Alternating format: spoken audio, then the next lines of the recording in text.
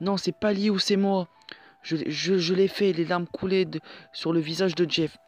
Mon pauvre frère, essaye de prendre tous les blâmes pour ce que j'ai fait. Eh bien, emmène-moi, emmène-moi. La, la police conduisa le petit garçon jusqu'à leur voiture de patrouille. Liu, dis-leur que c'était moi. Dis-leur que c'était moi qui avait blessé les enfants. La mère de Jeff posa ses mains sur ses épaules. Jeff, s'il te plaît, cesse de mentir. Nous savons que c'est Liu, tu peux pas arrêter.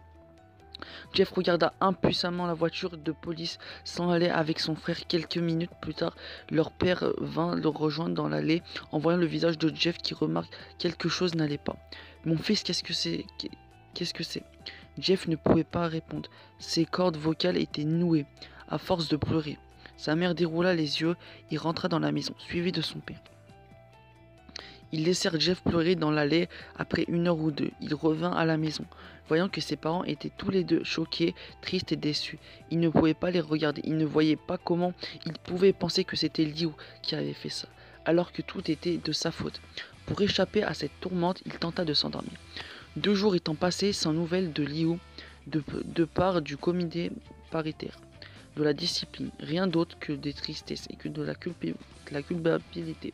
C'est ce samedi alors que Jeff fut réveillé par sa mère avec un visage heureux et radieux. Jeff, c'est le jour J, dit-elle en ouvrant les rideaux et en laissant entrer la lumière dans sa chambre. Qu'est-ce qu'il y a aujourd'hui? Demanda Jeff dès qu'il fut réveillé. Quoi? Tu ne te souviens plus? C'est la fête de Billy aujourd'hui. Une fois que tout a réveillé, il retorqua. Maman, tu plaisantes, pas vrai? Tu plaisantes, pas vrai? Ne compte pas sur moi pour aller à la fête de ce gamin. Il y a eu longtemps un moment de silence. Jeff, nous avons déjà parlé de ça. Et puis je pense que cette fête pourrait illuminer un peu ces tristes jours. Maintenant, va t'habiller. La mère de Jeff sortit de la chambre et redescendit. Pour se préparer, elle a même peigné à se lever. Mais il finit par attraper une chemise au hasard. Un Jean et descendit les escaliers. Ses parents étaient déjà prêts. Sa mère en robe, son père en costume. Pourquoi n'avait-il jamais le droit de porter des déguisements pour aller à une fête, pensa-t-il. Jeff, c'est tout ce que tu vas mettre, lui demanda sa mère. C'est toujours mieux qu'en porter trop, lui répondit sa mère. Voulut crier, mais il cacha l'un des derniers sourires. Ça suffit, Jeff.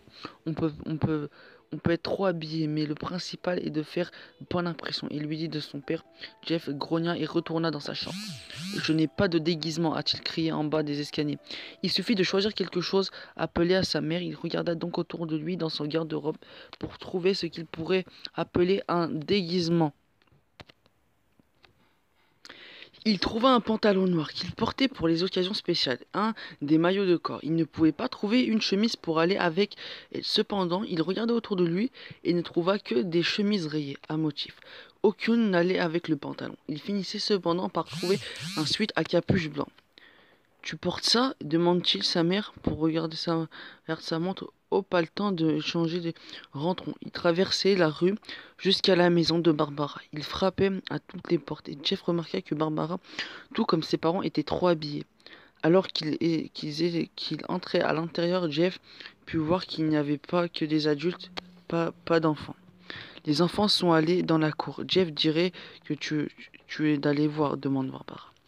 Jeff se dirigea vers la cour pleine d'enfants. Ils couraient partout en costume de cow-boy et se tiraient l'un sur l'autre avec des fusils en plastique. On serait cru dans un Toys R Us. Soudainement, un gamin s'approcha de lui et lui offrit un chapeau et un pistolet. « Et tu veux jouer ?» lui demande-t-il. « Ah non, je suis trop vieux pour ce genre de choses. » L'enfant le regarda avec un visage assez étonné. « S'il te plaît, dit le gamin. »« Bien, » finit par dire Jeff. Il mit son chapeau et commença à faire semblant de tirer sur les enfants. Au début, il pensait ça que c'était totalement ridicule, mais il finit pas vraiment par vraiment s'amuser. C'était la première fois qu'il réussissait à sortir sortir Liu de l'esprit. Ainsi, il joua avec les enfants pendant un certain temps, jusqu'à ce qu'il entende des bruits. Un bruit bizarre, ensuite plus rien. Il fut frappé à la tête. Randy, Troy et Kate avaient sauté par-dessus la clôture sur leur planche à roulettes. Jeff lâcha son pistolet et perdit son chapeau. Randy regarde Jeff avec une haine brûlante. « Salut Jeff, lui dit-il. Il me semble que dans cette histoire n'est pas terminée. Jeff vit son nez meurtri. Je pense que nous sommes quittés. Je vous ai frappé et vous avez envoyé mon frère au CPD. Randy avait de la colère dans ses yeux. Oh non, qu'est-ce que tu n'as pas encore terminé. Tu nous as eu la dernière fois, mais pas aujourd'hui.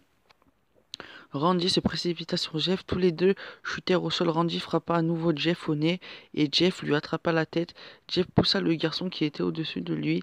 Les deux relèvent les enfants, crièrent et couraient partout. Troy et Kate sortirent leurs armes hors de leur poche. Personne ne nous interrompra.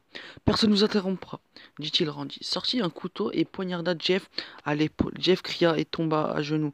Randy lui donna des coups de pied dans le visage, mais celui-ci réussissait à attraper son pied et lui tordit en faisant tomber son adversaire. Jeff se leva et se dirigea vers la porte arrière de la maison. Troy l'attrapa. Besoin d'aide, il prit Jeff par le col et le jeta contre la porte. S'ouvrir, Randy recommença plusieurs reprises à lui donner des coups de pied, jusqu'à qu'il commence à cracher du sang. Allez, Jeff, bats-toi. Il prit Jeff et le jeta dans la cuisine. Randy fit une bouteille de vodka sur le comptoir et brisa le verre sur la tête de Jeff. Bats-toi, il jeta Jeff dans le salon. Allez, Jeff, regarde-moi. Le garçon à terre leva péniblement les yeux, le visage criblé de sang. Je suis celui qui a envoyé ton frère à la CPD. Et tu resteras là à pourrir sans rien faire. Tu devrais avoir honte. Jeff commença à se lever. Oh, enfin, tu te lèves pour te battre? Jeff était maintenant à ses pieds. Le sang de la vodka coulait sur son visage. Encore une fois, ce sentiment étrange lui enverra la poitrine. Il ne l'avait plus senti depuis un certain temps. Enfin, c'est toi, dit Randy. C'est alors que Jeff comprit quelque chose à l'intérieur de lui venait de s'enclencher. Son psychisme était détruit. Toutes les pensées rationnelles s'étaient envolées. Tout ce qu'il pouvait faire, c'était tuer. Il a attrapé Randy et le poussa sur le sol, puis prit la bride de verre brisée pour perforer le cœur du petit garçon. Les battements du cœur de Randy ralentissaient.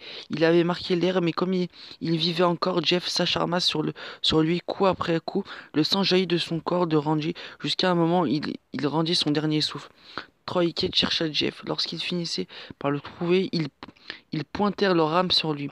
Jeff vit les canons des armes pointés sur lui. Il prit la fuite dans les escaliers. Mais Troy et Kate étaient à ses trousses. Il lui tirait dessus. Jeff montra qu'il se cacha dans la salle de bain.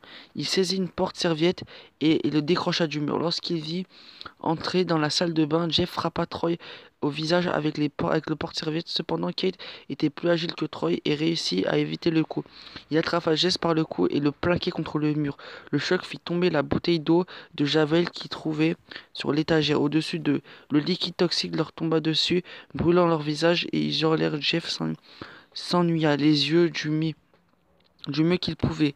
Il put ainsi attraper le porte-serviette et le balança tout droit dans la tête de Kate. Son adversaire gissait là, dans une mare de sang. Jeff laissa échapper un sourire sinistre. Kate se mit à rire à son tour. Qu'est-ce qui est si drôle? Demanda Jeff. Kate sortit son briquet et l'alluma. Ce qui est drôle, dit-il, c'est que tu es couvert d'eau de javel et d'alcool. Les yeux de Jeff s'agrandissaient lorsque Kate jeta le briquet sur lui. Les flammes dévorèrent le visage du pauvre Jeff. Sa peau fondait blanchissement. Il poussa un cri terriblement. Il prit feu. Il se jeta au sol pour rouler et tenter d'éteindre les flammes. Mais c'était inutile. Il courut dans le couloir et tomba dans les escaliers. Les enfants et les parents qui étaient revenus dans la maison se mirent à hurler en voyant le garçon en feu tomber sur le sol, aux portes de la mort. Les dernières choses que Jeff vu sa mère et les autres parents essayer d'éteindre les flammes jusqu'à ce moment qui s'est évanoui. Quand Jeff se réveilla, il vit tout était blanc. Des bandes de tissu lui entouraient le visage. Il ne pouvait rien voir, mais il sentit un plâtre sur son épaule, et il sut l'ensemble de son corps. Il tenta de se lever, mais une horrible douleur le parcourut. Une infirmière qui se précipitait vers lui. Je ne pense pas que tu puisses sortir du lit tout de suite, dit-elle en remettant dans son lit. Jeff était assis à la sans rien voir, n'ayant aucune idée d'où il était. Enfin, après quelques heures, il entendit sa mère. Mon chéri, comment te sens-tu? Lui demande-t-elle. Jeff ne pouvait pas répondre. Cependant, son visage était couvert. Il était incapable de parler. Oh chérie, j'ai excellemment une excellente nouvelle. Des témoins ont raconté à la police qu'il avait vu Randy essayer de vous attaquer. Ils ont finalement décidé de le laisser Liu s'en aller. Il sortira d'ici demain. Et puis vous deux, vous serez à nouveau ensemble. Durant les semaines qui suivent, Jeff reçut régulièrement la visite de sa famille. Puis 20 jours où ses bandages devaient être enlevés, sa famille était là pour voir à quoi il allait pouvoir ressembler. Après ce terrible incident, le médecin commença à défaire les bandages. Tout était rivé à leur siège. Attendez que le dernier bande fût enlevé. Durant les semaines qui suivent, Jeff reçut régulièrement. Ce, ce n'était pas facile, nous avons fait de notre mieux, déclara le médecin. Il tira rapidement sur le tissu, dévoilait enfin le visage de Jeff. Sa mère hurle, les yeux de son père, de son frère affichaient une expression étonnante. Quoi? Qu'est-ce qu'il arriva à mon visage? Demanda Jeff. Il se précipita hors de son lit et courut vers la salle de bain. Il regarda dans le miroir et vit à cause de leur détresse. Sur son visage, c'était horrible. Ses lèvres avaient été brûlées, remplacées par une épaisse ombre rouge. Une chair à vif, sa peau avait blanchi et ses cheveux avaient pris une teinture noire des plus sombres. Lentement, il porta la main à son visage. Sa peau avait maintenant un toucher dur comme du cuir. Il se trouvait vers sa famille, puis à nouveau vers le miroir. Jeff hésita. Liu, ce n'est pas si mal. Pas si mal que ça, c'est parfait. Sa famille fut surpris que Jeff se mit à rire un rire incontrôlable de ses parents, se regardaient l'air inquiet. Jeff, tu vas bien? Bien, je n'ai jamais été aussi heureux. Ha ha ha, ha ha ha, regardez-moi, je suis magnifique. Il ne pouvait pas s'arrêter de rire. Il caressa de nouveau son visage en se regardant dans le miroir. Quelque chose en Jeff était né. Il n'était plus le même. Docteur, interpella Margaret, mon fils va bien? Vous savez, dans sa tête. Oh oui, ne vous inquiétez pas, ce comportement est typique pour les patients qui ont des très grandes quantités d'analgésiques. Si rien ne change, dans quelques semaines, ramenez-le ici et nous lui ferons passer un test psychologique. Oh merci docteur. La mère de Jeff alla voir son fils. Jeff, mon trésor, il est temps d'y aller. Jeff détourna le regard du miroir, le visage toujours déformé d'un sourire fou. Sa mère le prit par l'épaule à l'aide à s'habiller.